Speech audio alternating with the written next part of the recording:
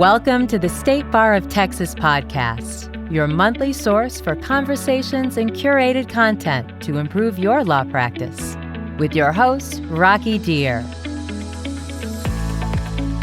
Hello and welcome to the State Bar of Texas podcast, recorded from the annual meeting in Austin, Texas. This is Rocky Dhir, and I'm joined by the time you hear this, he will be the president of the Texas Young Lawyers Association, TYLA. I got Victor Flores. Victor, welcome. Thanks for having me. And we are the host for today's show, which is being sponsored by LawPay, trusted by more than 35,000 law firms to accept legal payments online. It's the only payment solution offered as a member benefit by the State Bar of Texas. Victor and I are being joined today by two luminaries. Now, first, he already is the new president of the State Bar of Texas. We've got Randy Sorrels. Randy, welcome. Thank you so much. And we've also got Benny Agosto. Now, Benny's a luminary too in Houston because he is now the president of the Houston Bar Association, the HBA. So I am, this is not unusual for me, but now it is definitively clear. I am the least accomplished person at the table. This is very overwhelming. But before we get started, we're going to talk about bar leadership. We got three great bar leaders here. One of them is going to be a co-host. Before we start talking about bar leadership, let's get to know our guests a little bit. So, Randy, let's start with you. This is presidential privilege. You get to go first. So, tell us a little bit about yourself and where you practice and what got you to decide you wanted to become the state bar president. Yeah, it's interesting. The three of us leaders all have a military component to our backgrounds. So I grew up in a military family. I didn't have any lawyers in my family. Went to college, played soccer with Benny, the president of the Houston Bar Association. Went to law school, started at Fulbright and Jaworski as a defense lawyer, then moved over to Abraham Watkins doing plaintiff's work, and that's what I've been doing for the last almost 30 years. I have a military background also. My father, when he was 16, he said he was 18, and he joined the Army to be a World War II soldier.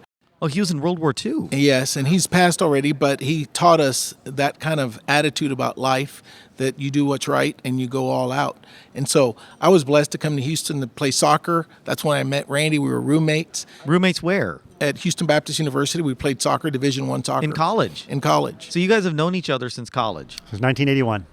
No wonder you guys are both bar leaders at the same time. That way you can kind of cover for one another. It's kind of like, don't tell about the dirt on each other. Well, that may be true, but right now we're both working, so that means we have to work extra hard to keep our firm. We're going to talk about that. I'm sure. I think Victor's got some questions about that. Victor, for those that I guess know who you are but want to know more about you, why don't you tell us a little bit about your background? If we're talking about military background, I served in United States Marine Corps from 2001 to 2008 in the reserves, and I got deployed once to Iraq in 04-05. Wow. Thank you for your service. Just similar paths, wow. Just going to undergraduate law school and then just getting involved in bar service and just wanted to help people out, like these great guys here. So maybe this is a chance for you to learn a little something from these Absolutely. From these bar leaders. I'm sure you got questions for him. Oh, I have questions. Oh man, he came prepared. Look at this guy. Okay, so fire away. Randy, I know you just got sworn in, and during your speech, you were talking about diversity and why, that it's important. It's important for the bar and for the Texas attorneys. Why is diversity so important to you? And are we headed in the right direction? Are there ways that we can improve diversity in the bar? Well, I think diversity is important first because I know it creates better outcomes. And I know it creates better outcomes. I've seen it personally. I've experienced it in the profession. I've watched it happen in the profession as well. And are we headed in the right direction? Yes. Are we moving a little too slowly? Still, in my opinion, yes. And you're going to hear a little bit about my colleague Benny here and his efforts in Houston, trying to bring greater emphasis and spotlight on the diversity effort. So we're going in the right direction. We need to move it faster. Benny, what are some things that Randy just mentioned with the Houston Bar Association? Also a goal for the Houston Bar Association, and how are you working to improve diversity? Yeah, this year we're celebrating diversity at the Houston Bar Association. We are almost 150 years old, and we have not done some things to keep up with the change in Houston. Houston happens to be the number one diverse city, or the most diverse city in America. It is incredibly diverse. Right now, it's ranked number one. When you look at the law profession and the studies, the law profession is the least diverse of all professions. So something has to be done, and us lawyers, and maybe us that are in leadership roles, need to really step up to make changes. So this year, we're doing a diversity summit in Houston that's never been done before. We're creating diversity awards to celebrate those firms that have done great. And we're honoring women and different groups of lawyers that have not been identified as for recognition in the past. So we're trying to do our part, not only to bring up diversity as part of what we need to do to have a better bar and a better profession, but also identify those that have been doing a great job and celebrate them by rewarding them or awarding them recognition. Randy, you said something very interesting. You said, that you get better outcomes with diversity. You said, I know it. And I don't mean to read back your deposition transcript to you. I know it feels like that. But, when you said that, you said it with conviction, and you've experienced it. Can you tell us a little bit about how you experienced that to get such conviction in that? Sure. That So our law firm started in 1951, and when I joined it in 1990, it was an all-white male law firm. And I took over the management roles of just a few years later and started to develop diversity. Benny was actually our first hire. We went to school he went to law school slightly later than I did. He was our first real diverse hire. And then we started to add other women lawyers, other lawyers who you would consider diverse. And since then, also our success has increased. The financial success, the focus on the firm throughout the state has been successful. But I'll give you one example. We have there was a very tragic case, and the clients had gotten down to two lawyers, great, excellent product liability lawyers. One was our lawyer, Muhammad Aziz, a Pakistani lawyer who became an American citizen 2 years ago. Another was a tremendously talented American lawyer. The client ended up choosing, because they were from Southeast Asia, the Pakistani lawyer, our partner, who settled it for a tremendous amount of money through hard work. No doubt the other lawyer would have gotten a great result as well. But that diversity allowed him access into the communities that maybe I, as a Caucasian lawyer, could not get into. So I know it works. I've seen it happen with my own eyes, and I've seen it happen with the firm. Diversity is just it's a common piece, I think, across, even at the ABA level. And I commend you guys for your work in improving that. I also wanted to ask, diversity, membership, we're talking about that as well. Randy, you've made a concentrated effort. You made a concentrated effort in reaching out to our membership. Can you kind of expand on that a little bit more? I know you're really passionate about getting out to all Texas lawyers. Yeah, I think there's a segment of our bar that feels disaffected or maybe disenfranchised with the state bar because they don't think the state bar does enough for them. And so we are making the effort to say, we, the state bar, are here for you. We want to hear from you, and we want you to hear from us on what we're doing. So the state bar does a good job of getting the message out. Not everybody reads their messages, so we have to get better at figuring out our messaging so people get our message. And then we also want to hear from those folks to say, this is what we need in our community, and the state bar needs to be responsive to that. And one of the things we talked about today at the lunch was a statewide vacation letter, because a lot of people in small communities practice in a lot of different counties, and you have to follow the rules on when you can tell the court you're on vacation and they should have their hands off of you, and that's not easy to follow. So a statewide vacation letter is one filing. All counties, 254 of them in the state, recognize it. Easier for the lawyers, something that benefits the lawyers and make their lives easier. I'd have never thought of that. That's kind of cool, because that way lawyers can actually get some off time away from court. Wow. Well, no, and I know at the luncheon, there was a large applause that followed that. Was it really? That announcement, right? Lawyers like vacations too. Who would have thought? Well, it resonates. Remember, trial lawyers and lawyers that go to court have to have schedules and have to have calendars. And so you want predictability. So if you can have a statewide letter announcing to all the courts, all the counties, me and my family are taking a few weeks off in the summer to go do something, or just you want to go to Europe by yourself or with your best friend, that's fine too. But you are able to announce it so that when it's court time, they can put that off for the next trial setting. It really helps our well-being and our lifestyle if we're able to plan those things. And if I go on vacation in Houston and I have a case in El Paso, then the El Paso court may not recognize that and then call me to trial. So it's important to have this opportunity to keep everybody working together and give you the wellness that we need, which is some time off. Probably also need something to prevent opposing counsels at that point from filing stuff while you're on vacation, right? Filing a TRO or doing something. That way judges are aware, courts are aware, and then they can't pull a fast one. And I like to think most lawyers don't do that, but we know there's always a few that do. Right. There's always that one, right? Benny, you were talking about wellness. And I mean, you and Randy, partners at, is it the oldest plaintiff's firm in the state? Right. And obviously managing associates and workload and family.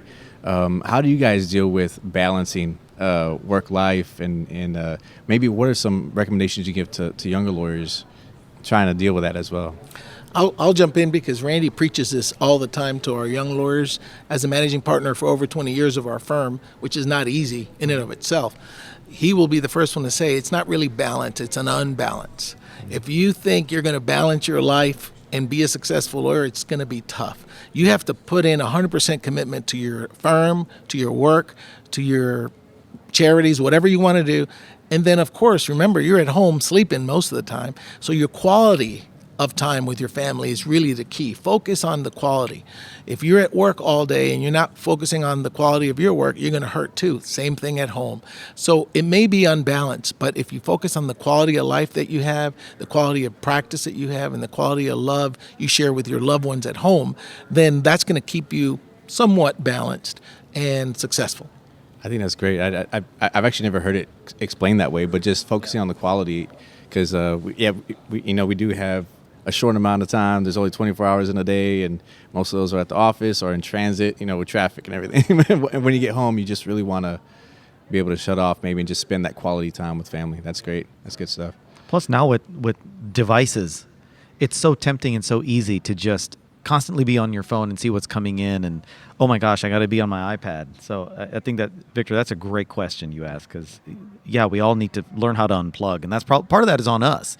It's not just on the bar. It's also we individually have to make that decision. So I like that. I love That's that a great question. I will tell you, the day before yesterday, I went into the gym early. What I thought was early, it was 6 o'clock. I felt bad about myself because Victor's in there. He's got the body of a Marine. He's lifting weights before 6. I got in there at 6. He was before 6. I already worked up a sweat. I said, man, I'm a slacker. I was trying to sneak out. I didn't think you had seen me. I was just going to sneak on out. But I looked down. I was ashamed of that physique you have, Victor. Keep yourself in great shape. Terrific. That's the way to do it. I appreciate it, but you're lying on radio. You look great on radio. Yeah. Well, every Marine I've ever known has always. This always happens whenever I have a meeting with the Marine, and I try to show up right on time. And they say, "Well, you're late." I said, "No, I'm not late."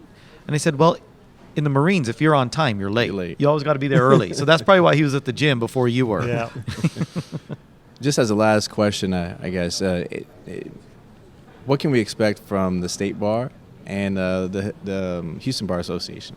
Well, I'd like Benny go first on this because he has got a very aggressive agenda that's exciting for the Houston community for sure. Thank you, Randy, and thank you, Victor and Rocky, for the opportunity to share some of the things we're doing. I can tell you that as a person who's involved with bar activities, I'm honored to be working with Randy at the state level, as we've done for many years, and we're going to follow his lead. I'm also following his lead in Houston because he's a past president of the Houston Bar. And so I'm inspired by the things he's done. And, of course, we as leaders need to try to do better than what's been done before. It's hard to do, but we stand on the shoulders of giants like Randy and others that have led the way. So this year, we're really going to focus on the diversity side of things, to celebrate diversity, not to criticize, but to bring it up, to celebrate it. We're going to celebrate the woman lawyer. We talked about that. We're starting the first LGBTQ plus committee in the history of the Houston Bar Association, 150 years. Of course, this year, the Stonewall riots are celebrated this June. And so in parallel with that, the Houston Bar is going to announce its first ever committee of LGBTQ plus to be able to celebrate and do things that lawyers who identify with LGBTQ can feel part of the Houston bar. So again, that's diversity in many ways. We can't just look at the color of our skin. We have to look gender diversity, our differences in lifestyle, and our differences in how we live, so that we can be better lawyers. Because at the end, we're going to also celebrate the clients with the work that we do. Lastly, one thing that's very important to me and my wife is the libraries of Houston. We have a library project. There are schools in Houston that don't have libraries, believe it or not. Wow. Not because of Harvey, but just because they just have no funds to do it. Like no school library. No school library in an elementary school. So we've identified a school with the mayor's help and the city help and HISD. And this year, the Houston Bar Association will be raising funds and books and different things needed to start a library in Houston. And if we do one library, then we've done our part to help the community. And Houston Bar does a lot of community efforts every year, but that's one thing we're really going to focus to help our community directly, which impacts the future of our children in our community. State Bar, we're going to be a member-centric bar for the next 2 years, and the reason why is because the guy elected behind me, Larry McDougall, who's a criminal practitioner, 3-person from Richmond, Texas, 3-person law firm, he has the same mindset. We want to hear lawyers. We want to identify issues that can be fixed, ways to give us better well-being through lessening our anxiety, increasing our efforts with our clients in a more efficient manner. And I listed a few, like the vacation letter. We're still working on universal access badges, e-filing consistency, a way to connect contract lawyers with people who need to hire contract lawyers on a free basis. So we've got a bunch of other things we're going to roll out. We're going to listen for suggestions. We're going to listen to criticism, and we're going to be sure and address that criticism. And we're going to try to build the bar up, including with the young lawyers who do so much work for our state bar, and celebrate their successes and focus on their achievements and move the bar forward for the better of the profession. Wow. Well, I wish I could hear more of this wisdom coming from all three of you, really. But it looks like we have reached the end of our program. I want to thank President Randy Sorrels. I want to thank President Benny Agosto. And by the time you hear this, I also want to thank President Victor Flores for joining me as a co-host today. You guys have been great. Thank you all for being here. Thanks so Great, much. thanks. Now, if our listeners have questions or want to follow up, what's the best way for them to get a hold of you guys? Well, I think through the State Bar, we have a presence page on the State Bar, but you can also email me at my office, or my cell phone is freely given, and so I'm not going to stop this is bold. giving. Okay. And I'm still not going to give it. So my cell phone is 713-582-8005, and my email address is rsorrels, SORRELS, at awtxlaw.com. Wonderful. Thank you, Benny. And again, thank you all for today. I can be reached easily through the hba.org or at abrahamwatkins.com. My email is bagosto, Agosto, at awtxlaw.com. And my cell phone is everywhere as well. It's the same number I've used for decades now. And it can be reached at 281-389-6506. We're here to help you become a better lawyer and serve our community. And Victor, I'm going to ask you the same question, because you're a bar leader, and I think one day we'll be interviewing him as state bar president. So I hope so. So how can the young lawyers get a hold of you if they want to get more involved in TYLA? Well, just kind of repeat, I've shared my cell phone number on Bar Journal articles, and just extended the offer if anybody wants to get a hold of me and has a good public service project that they have an idea about. They can call me or text me 956-802-5620. That's probably the best way to get a hold of me. We're going to call this the Leadership Podcast, because this has been absolutely phenomenal. But that is all the time we have for this episode of the State Bar of Texas podcast, brought to you by LawPay. Thank you again, LawPay. Also, thank you to our listeners for tuning in. If you like what you heard, please rate and review us in Apple Podcasts, Google Podcasts, Spotify, or your favorite podcasting app. This is Rocky Dhir and Victor Flores signing off. Until next time, thank you for listening. If you'd like more information about today's show, please visit LegalTalkNetwork.com. Go to TexasBar.com/podcasts, subscribe via Apple Podcasts and RSS. Find both the State Bar of Texas and Legal Talk Network on Twitter, Facebook, and LinkedIn, or download the free app from Legal Talk Network in Google Play and iTunes. The views expressed by the participants of this program are their own and do not represent the views of, nor are they endorsed by, the State Bar of Texas, Legal Talk Network, or their respective officers, directors, employees, agents, representatives, shareholders, or subsidiaries. None of the content should be considered legal advice. As always, consult a lawyer.